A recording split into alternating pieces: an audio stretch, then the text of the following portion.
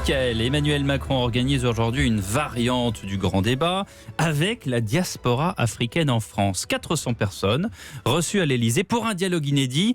Pour évoquer quoi? Les relations entre la France et le continent africain. Et vous nous le dites, c'est un événement. Oui, parce que les équipes de l'Elysée se préparent depuis plusieurs semaines à ce rendez-vous qui est prévu pour être animé, dit-on dans l'entourage du président. Binationaux français avec une ascendance africaine, invités pour un dialogue interactif. Alors, du meilleur sommelier de France au rappeur Abdelmalik, connu, moins connu, citoyen ou élu comme Hervé Berville, le député marcheur qui a représenté récemment Emmanuel Macron au Rwanda, parce qu'il en est originaire. Il est même d'ailleurs un rescapé du génocide. Cette rencontre était prévue, il faut le savoir, effectivement, dans la série des grands débats thématiques, mais avait été reportée. Pour Emmanuel Macron, eh bien, il s'agit tout simplement de pouvoir faire entendre une parole libre en dehors des institutions, des sujets récurrents sur la sécurité et l'immigration.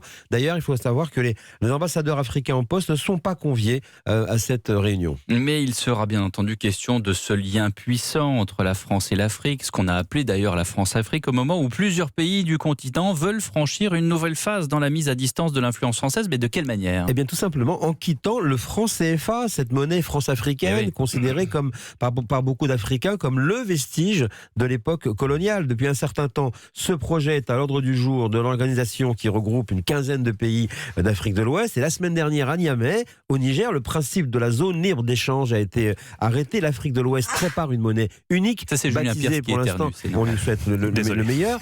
L'Afrique de l'Ouest a donc prépare une monnaie unique, baptisée pour l'instant ECO. Elle est en cours de création et à terme, ce marché commun pourrait concerner les 55 pays de l'Union africaine. Donc c'est un acte d'émancipation monétaire, d'ailleurs qui fait débat. Certains redoutent que des économies entières soient déstabilisées, mais les partisans de l'éco, eux, parlent d'un outil solide pour le développement. Et alors, en cas de conséquence de monnaie unique, il y aura une conséquence directe pour la France.